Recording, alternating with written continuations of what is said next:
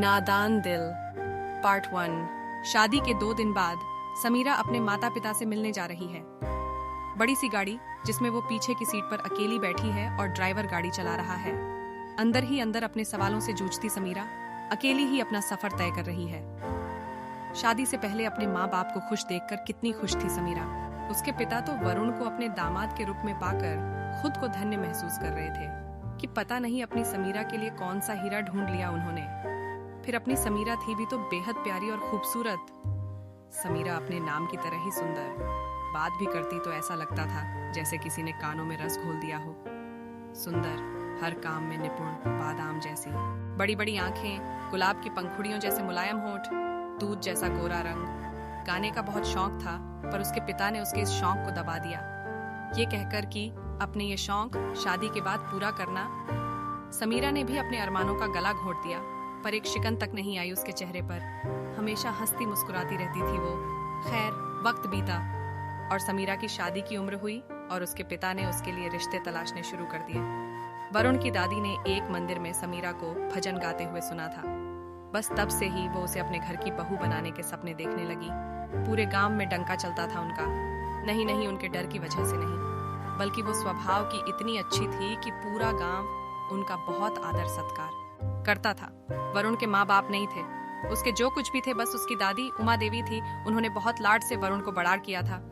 पैसों की कोई कमी नहीं थी उनके पास। दोनों दादी पोते की जान बसती थी एक दूसरे में। जितनी समीरा चंचल थी, वरुण उतने ही गंभीर स्वभाव का था। वो पढ़ने के लिए विदेश गया। वहां उसकी मुलाकात मोलिना से हुई, जो कि वहीं की रहने वाली थी।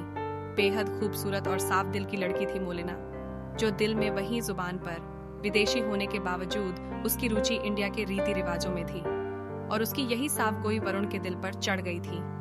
प्यार का तो पता नहीं पर वो मोलिना की तरफ अट्रैक्ट हो रहा था, जबकि मोलिना की तरफ से ऐसा कुछ नहीं था। वो बस उसे अपना दोस्त मानती थी और ना ही कभी वरुण ने अपनी फीलिंग उससे शेयर की। एक दिन उसने अपनी और अपने दोस्तों की फोटो अपने दोस्त को दिखाई जिसमें मोलिना उसके साथ ही खड़ी थी। फिर क्या था, उसके दोस्त ने वही फोटो जाकर उमा देवी को दिखा दी। वरुण किसी गोरी मेम को ना ले आए, बस यही डर उमा देवी के दिल में बैठ गया। उन्हें समझ ही नहीं आया कि वो क्या करे। उसी दिन उनकी नजरें समीरा पर पड़ी और उन्होंने अपनी बीमारी का बहाना करके तुरंत वरुण को वापस बुला लिया और साथ ही साथ अपनी अंतिम इच्छा भी उसके सामने रख दी कि वो उसकी और समीरा की शादी होते देखना चाहती है। वरुण बेचारा ना हाँ कर पाया और ना कर पाया। आखिर अपनी दादी की इच्छा के सामने उसे झुकना ही पड़ता है, क्योंकि उसकी दादी ने कैसे उसे यहाँ तक पहुँचाया ये तो वही जानता था और अपनी दादी को वो खोना नहीं चाहता था। बस उसी क्षण उसने अपनी एक तरफा मोहब्बत का गला घोट दिया और समीरा से शादी करने के लिए हाँ कर दी। समीरा के पिता तो वैसे ही उसके लिए रिश्ता ढूंढ रहे थे, तो उमा देवी के पोते का रिश्ता खुद घर चलकर उनके पास आया तो और उन्हें क्या चाहिए। उन्होंने झट से हाँ कह दी। समीरा से तो उन्होंने पहले ही कुछ पूछना जरूरी नहीं समझा, तो अब क्या पूछते। और फिर इतने बड़े घराने का रिश्ता था तो ना करने का तो सवाल ही नहीं उठता। समीरा ने भी इसे अपनी किस्मत का फैसला मानकर स्वीकार कर लिया, पर एक खुशी थी उसके मन में कि अब उसे भी कोई समझने वाला होगा। कोई होगा उसका अपना जिसे वो बेझिझक अपने दिल की बात कह पाएगी। नखरे करेगी, जिद करेगी, रूठेगी, मनाएगी, अपनी हर इच्छा पूरी करेगी। हालांकि उसका मन था कि वो शादी से पहले वरुण को देखे, पर किससे कहती। चलो शादी वाले दिन देख लूंगी, ये सोचकर फिर उसने अपना मन समझा लिया, पर जल्दी ही उसके अरमानों पर पानी फिर गया। शादी वाले दिन वो इतने लंबे घूंघट में और वरुण सेहरे में। चलो शादी भी हो गई, समीरा की विदाई भी हो गई और वो अपनी हवेली में भी पहुंच गई। गृह प्रवेश की रस्म भी हो गई, पर इस बीच एक बार भी वरुण से उसकी बात नहीं हुई और वरुण ने भी उससे बात करना जरूरी नहीं समझा। खैर, 2-3 और रस्मों के बाद समीरा को आराम करने के लिए उसके कमरे में भेज दिया जाता है। भारी भरकम शादी का जोड़ा, भारी भरकम गहने, थक कर चूर हो गई थी समीरा। कमरे में जाकर वो अपना घूंघट ऊपर करके वो पहले तो पूरा कमरा देखती है।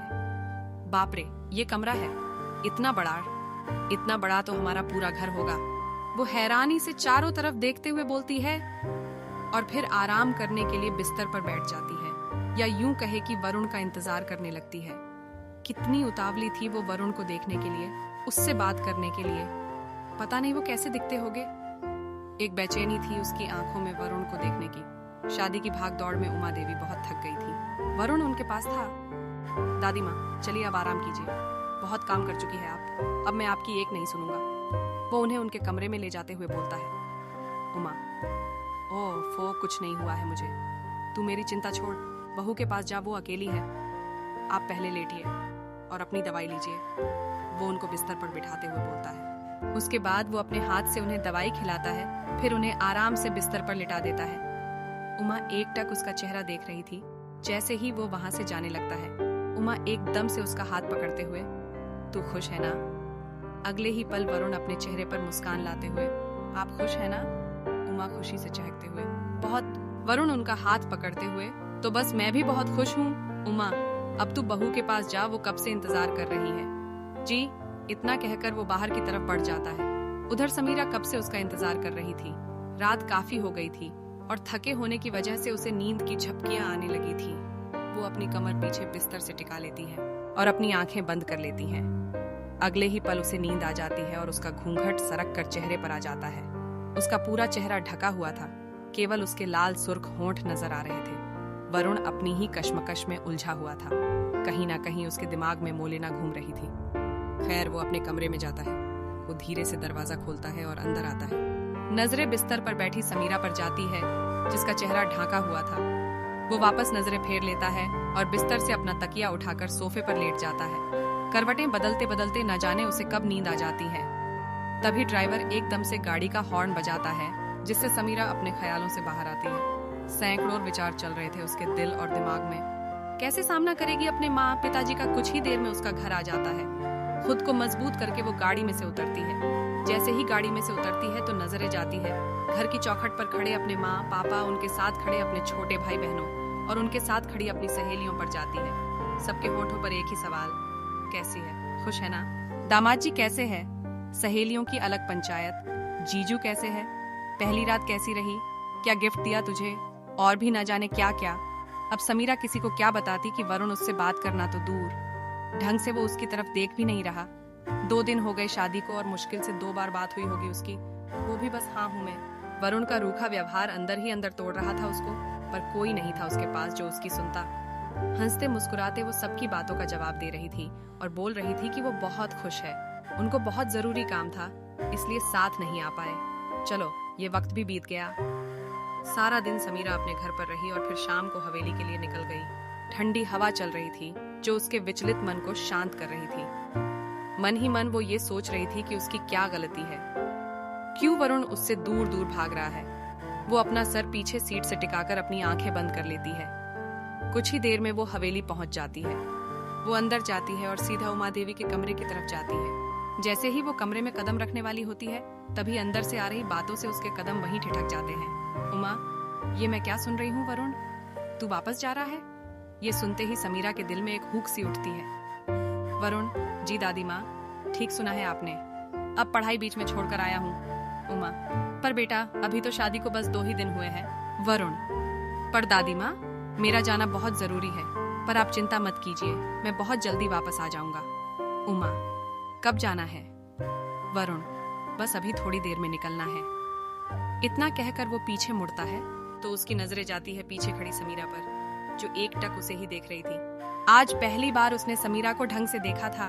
समीरा की आंखों में नमी तैर जाती है और वो तुरंत अपनी नजरें झुका लेती है। वरुण भी अपनी नजरें फेर लेता है और बिना कुछ बोले उसके पास से गुजर जाता है और अपने कमरे में जाकर अपनी पैकिंग करने लगता है। हालांकि उसका जाना जरूरी नहीं था, बस वो यहाँ से दूर जाना चाहता था। सब कुछ इतनी जल्दी हुआ कि वो समझ ही नहीं पा रही थी। समीरा अपनी गर्दन झुकाए अभी भी उमा के कमरे के बाहर खड़ी थी। उमा उसे ही देख रही थी। ना चाहते हुए भी समीरा के आंसू लुढ़क कर गालों पर आ जाते हैं, जो सीधा उमा से सवाल करते हैं कि मेरी क्या गलती है। समीरा वहीं से अपने कदम पीछे खींच लेती है और भागते हुए अपने कमरे में जाती है कि शायद जाते वक्त ही वरुण उससे कुछ बात करे, कोई भी एक ही बात, या वो वापस कब आएगा यही बता दे। यही सोचती हुई वो अपने कमरे के अंदर जाती है। तब तक वरुण अपनी पैकिंग कर चुका था और बस निकलने की तैयारी में था। ठीक उसी वक्त समीरा अंदर आती है। दोनों की नजरें मिलती है। कितना कुछ कहना चाहती थी समीरा उससे, पूछना चाहती थी कि क्यों वो ऐसा कर रहा है, पर किस हक से। एक बेचैनी थी उसकी आंखों में जो साफ देखी जा सकती थी। वरुण अपना बैग उठाता है और उसके पास से गुजर जाता है। समीरा कसकर अपनी आंखें बंद कर लेती है। 2 कदम चलते ही वरुण के कदम रुक जाते हैं। वो आगे बढ़ ही नहीं पा रहा था। वो पीछे मुड़कर देखता है तो समीरा की साड़ी का एक हिस्सा उसकी घड़ी में अटक गया है। समीरा को भी एहसास होता है कि वरुण के कदम रुक गए हैं। वो झट से पीछे मुड़कर देखती है। एक उम्मीद थी उसकी आंखों में कि शायद वरुण रुक गया है, पर अगले ही पल उसकी उम्मीद दो पर पानी फिर जाता है जब वो देखती है कि उसकी साड़ी का पल्लू वरुण की घड़ी में अटक गया है और वरुण उसे निकालने की कोशिश कर रहा है। एक बेचैनी थी उसके चेहरे पर, जैसे बस वो जाना चाहता हो यहाँ से, और समीरा उसकी ये बेचैनी भांप लेती है। वो जल्दी जल्दी साड़ी को निकालने की कोशिश कर रहा था पर उससे हो नहीं रहा था। अगले ही पल समीरा अपने कदम उसकी तरफ बढ़ाती है और उसके पास जाकर, लाइए मैं कर दूं। उफ, कितनी मिठी आवाज थी समीरा की। इतने ध्यान से तो पहली बार वरुण ने उसकी आवाज सुनी थी। अगले ही पल वो अपने हाथ नीचे कर लेता है पर एक बार भी उसकी तरफ नहीं देखता। समीरा बड़े आराम से अपनी साड़ी का पल्लू उसकी घड़ी में से निकाल देती है और आजाद कर देती है उसे। कहानी जारी रहेगी, आगे की कहानी। अगले भाग में अगला भाग जल्द ही आएगा। कमेंट में जरूर बताएं कि आपको कहानी कैसी लगी। कहानी अच्छी लगी है तो वीडियो को लाइक कीजिए, शेयर कीजिए और हमारे चैनल को सब्सक्राइब करके बेल आइकॉन को भी दबा लीजिए ताकि मैं जब भी वीडियो अपलोड करूं आपको वीडियो का नोटिफिकेशन मिल सके। तो चलिए दोस्तों, मिलते हैं नेक्स्ट वीडियो में। तब तक के लिए bye and thanks for watching video.